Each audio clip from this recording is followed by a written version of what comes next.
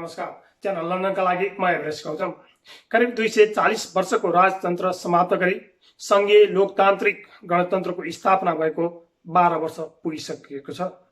के नेपाली जनताहरूले संवैधानिक अधिकार, लोकतन्त्र, कानुनी राज्य, मानवाधिकार, समृद्ध नेपाल र खुशी नेपालीको नारा सहित स्थापना भएको गणतन्त्रको अनुभव र आभास गर्न पाएका छन् या छैनन्? यो सबैको चासोको विषय बन्न गएको छ। देशमा भ्रष्टाचार व्यापक रूपमा बढ्दै गएको छ भने राजनैतिक शक्तिहरू हावी हुँदै गएको जनगुनासो छ। धनी झन धनी र गरिब झन गरिब हुँदै गएको जनगुनासो छ। उद्योग कल कारखानाहरू क्रमिक रूपमा बन्द हुँदैछन् भने बेरोजगार दिनानुदिन बढ्दै गइरहेको जनगुनासो छ। तपाईहरू समक्ष विविध घटना, जानकारीमूलक समाचार र विश्लेषण राख्ने क्रममा आज हामी 12औं गणतन्त्र दिवसको उपलक्ष्यमा बौद्धिक व्यक्तित्व तथा एनआरएन युके का पूर्व महासचिव आरके त्रिपाठीद्वारा लिखित विश्लेषणात्मक समीक्षा लिएर तपाईहरू समक्ष आएका छौं।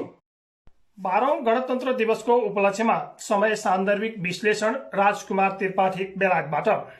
12औं गणतन्त्र दिवसको उपलक्ष्यमा जनताको इच्छा, चाहना, आवश्यकता परिपूर्ति, मानवाधिकारको रक्षा तथा कानुनी राज्यको पालना गर्न गराउन अनुरोध गर्दै सबैमा हार्दिक शुभकामना व्यक्त गर्न चाहन्छु। सामन्तवादी प्रणालीमा आधारित राजतन्त्रको अन्त्य गरी गणतन्त्र स्थापना गर्ने सपना देखेका वीर शहीदहरूप्रति हार्दिक श्रद्धाञ्जली र सम्मान प्रकट गर्दछु। निकै लामो संघर्षको परिणाम स्वरूप घोषणा गरिएको गणतन्त्र, अर्को शब्दमा भन्नुपर्दा राजतन्त्रलाई त्यागेर देश गणतन्त्रतर्फ अघि बढिरहेको छ। तर नागरिकले न त गणतन्त्रको आभास गरेका छन् न त परिवर्तन। निरङ्कुशता विरुद्धको आन्दोलन 2062-63 तिर चरम सीमामा पुगेको थियो। सबै राजनैतिक दलहरू, माओवादी पार्टीहरू भेला भए। एउटा गम्भीर समयमा हामीले संघीय लोकतान्त्रिक गणतन्त्र, धर्मनिरपेक्षता र समावेशीकरणको आधार निर्माण गर्यौं। यस आधारमा संविधान बनाएर कार्यान्वयन गरेर हामी अहिले यो अवस्थामा आइपुगेका छौं। गणतन्त्र ल्याउने महान कार्यमा गरिएका पहल तथा संस्थागत गर्नका लागि आर्थिक, सामाजिक र सांस्कृतिक पुनर्संरचना हाम्रा लागि नयाँ अनुभव हो। हामीले समावेशीकरणलाई अभ्यासमा यथार्थपरक रूपमा राख्न सक्नुपर्छ। संविधानले ग्यारेन्टी गरेका असंख्य मुद्दाहरूको अनुभव गर्ने स्थितिमा हामी अहिले छैनौं। हामीले यसलाई गम्भीरतापूर्वक बुझेर अगाडि बढ्नुपर्ने अवस्था आएको छ। यद्यपि गणतन्त्रात्मक शासन प्रणालीलाई संस्थागत गर्न, अझ बलियो बनाउन र यसको नतिजा प्राप्त गर्न हामीलाई अझै समय लाग्नेछ। संविधान सभामा 311 राजनैतिक दलहरू उपस्थित थिए। निरङ्कुश पञ्चायती शासनका काम गर्ने दल लगायत सबै दलहरू राजनैतिक रूपमा समावेशी थियो। यसै बीचमा हामीले संविधानलाई सम्झौताको कागजातको रूपमा मस्यौदा बनायौं।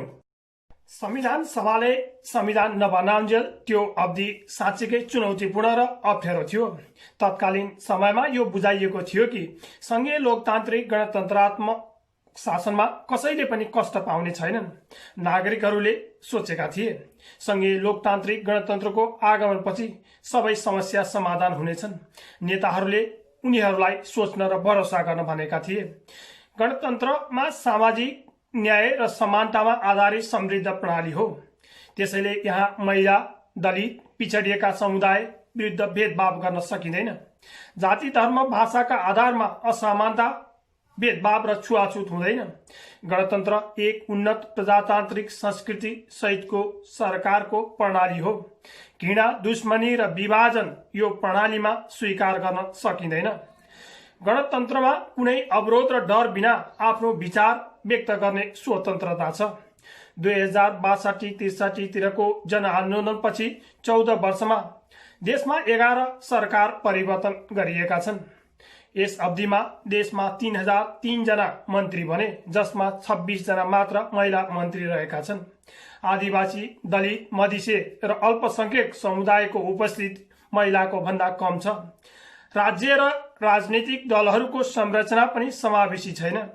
अदालतहरूमा समेत राजनीतिक सम्बन्धका आधारमा मानिसहरूलाई नियुक्ति गर्ने चलन सुरु भएको देखिन्छ। 9 महिनामा सरकारको पतन भयो। अर्कोतर्फ एक कार्यवाहक सरकारले लामो समय शासन गर्यो। नयाँ प्रधानमन्त्रीको उम्मेद्वारको फैसला नगरी वर्तमान प्रधानमन्त्रीको विरुद्ध अविश्वास प्रस्ताव तयार पार्ने काम भयो। नेताहरू, राजनैतिक उतार चढाव, पार्टीहरू बीच आर्थिक, सामाजिक र सांस्कृतिक पुनर्संरचना, नागरिकको तालिका बीच समन्वयको अभावका कारण जनताहरूमा निराश छाएको छ। अहिले तपाईँ सुनिरहनु भएको छ च्यानल लन्डन र साथमा म एभरेस्ट गौतम। च्यानल लन्डन मार्फत विश्वमा घटेका विविध घटना, समसामयिक विषय र जानकारीमूलक समाचार छोटकरीमा तपाईहरू समक्ष राख्ने हाम्रो प्रयास जारी नै रहनेछ र आगामी दिनमा तपाईहरूको सल्लाह सुझावले हामीलाई अझ हौसला प्रदान गर्नेछ भन्ने विश्वास गरेका छौं। हेर्दै गर्नुहोला च्यानल लन्डन। अहिले हामी 12औं गणतन्त्र दिवसको उपलक्ष्यमा बुद्धिजीवी तथा एनआरएन युकेका पूर्व महासचिव आरके त्रिपाठीद्वारा लिखित विश्लेषणात्मक समीक्षाको बाँकी भाग तपाईहरू समक्ष राख्दैछौं। गणतन्त्र ल्याउने महान काम त हामीबाट भयो। यसलाई संस्थागत गर्न आर्थिक, सामाजिक, सांस्कृतिक पुनर्संरचना गर्नुपर्थ्यो। त्यो नहुँदा लोकतन्त्र लडखडाए जस्तै देखिएको छ। संविधानको अन्तर्वस्तुमा विशेष गरी मधेसी र महिलाको विषय अन्तरिम संविधानभन्दा पछि धकेलिएको जस्तो देखियो। समानताको कुरा उठाउनेहरूलाई धेरै ट्याउ ट्याउ नगर्नु भन्ने जवाब प्राप्त भयो। परिवर्तनले हामीलाई रैतीबाट बदलेर नागरिक बनायो, तर गणतन्त्रले खोजेको जस्तो परिवर्तन देशमा भएन र नागरिकलाई समानताको नजरले हेरिएन र महिला माथिको हिंसा बढेको बढे भयो। गणतन्त्रले दिएको कानुनी अधिकार पनि केही व्यक्तिका लागि जस्तो मात्रै भयो। सामाजिक रूपान्तरण प्रक्रिया नै सुरु नभएको अवस्था छ। नागरिकले यो परिवर्तन मेरो हो भन्ने वातावरण नै भएन। संविधानमा लेखिएको समानताबारे समेत सबैले आफ्नो किसिमले व्याख्या गरिरहेका छन्। विकासलाई सोच बनाउने कुरामा अब हाम्रो लगानी हुन जरुरी छ। कमी कमजोरीका बावजुद महत्वपूर्ण विषयमा साझा बिन्दु बनाएर अगाडि बढ्नुको विकल्प छैन। केही दलहरूको असन्तुष्टि स्वाभाविक छ र हामी सबैले ती असन्तुष्टिलाई सामना गर्नुपर्छ र सम्मान पनि गर्नुपर्छ। आवश्यकता भनेको यसलाई व्यवहारमा अनुभूत हुने ढंगले कार्यान्वयन गर्न सक्नुपर्छ। कार्यान्वयन गर्ने सन्दर्भमा चुनौती छन्। संविधानले सबै कुरा गर्छ, तर बुद्धि विवेकको क्षमता बाँड्दैन। हामीले बुद्धि विवेकको क्षमता देखाउन सक्नुपर्छ। प्रत्येक विषयलाई कोट्याएर छलफल गर्दै अगाडि बढ्न सक्नुपर्छ। जनताका बीचमा निराशा बाँड्ने काम हामी नगरौं। भएका राम्रा कुरा जनताका बीचमा राख्ने गरौं। व्यक्तिभन्दा पार्टी ठूलो र पार्टीभन्दा देश र जनता ठूलो भन्ने मान्यता स्थापित गर्नतिर लागौं। हामीले चाहेको जति सबै गर्न सकेका छैनौं। हाम्रो लागि गणतन्त्र नयाँ कुरा हो, नौलो अनुभव पनि। अनुभूत हुने ढंगले हामीले समावेशितालाई व्यवहारमा उतार्न सक्नुपर्छ। संविधानले ग्यारेन्टी गरेको अनगिन्ती विषय व्यवहारमा जनताले अनुभूत गर्ने स्थिति बनिसकेको छैन। त्यसमा हामीले गम्भीरतापूर्वक अनुभूत गर्दै अगाडि बढ्नुपर्छ। गणतन्त्रात्मक शासन प्रणाली संस्थागत हुन, सुदृढ बन्न र यसले परिणाम दिन समय लाग्ने भएकाले पनि क्रमिक परिपक्वतातिर सबै मिली लाग्नुपर्छ। जुनसुकै शासन प्रणालीलाई पनि संस्थागत हुन, सुदृढ बन्न र त्यसले परिणाम दिन निश्चित समय लाग्छ नै। प्रणाली विकासका क्रममा सानातिना कमीहरू देखा पर्न सक्छन्, तर कुनै पनि कोणबाट गणतन्त्रमाथि प्रश्न उठाउने र पुरानो व्यवस्थातिर फर्कने खोज्ने कार्यहरू हामीले कदापि गर्नु हुँदैन। हामी अपूर्णतातिरबाट पूर्णतातिर र नयाँपनबाट परिपक्वतातिर बढ्न सक्नुपर्दछ।